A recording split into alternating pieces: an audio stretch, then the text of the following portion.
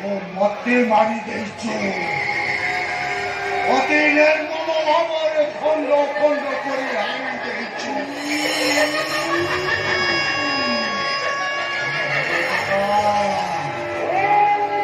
ମନେ ପକାନ୍ତୁ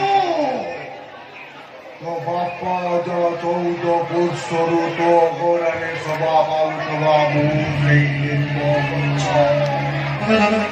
ଲିମ୍ବ ଗଛ ଲିମ୍ବ ଗଛର ଆତ୍ମା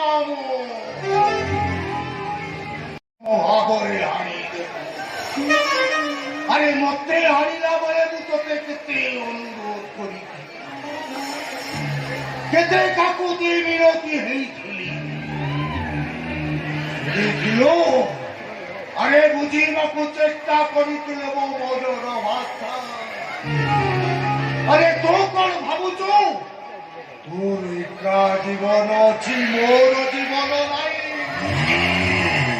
আরে তোর আত্মা অছি মোর কোন আত্মা নাই ঘরে চিন্তা করি পারিলুনি মো ডাল পত্র ফুল ফল চের এ কোন তো কামে লাগি নথিলে তো পরিবার কামে লাগি নথিলে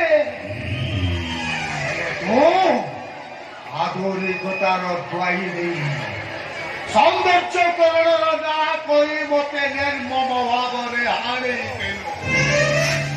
পারিগল মতে কেবল মতে নুহ মোর পরি অনেক জীবন তু নেইছ এথিপাই মু আଜି তোতে মারিদেবি যাই ମୁଁ ମାରିବାକୁ ଯାଏ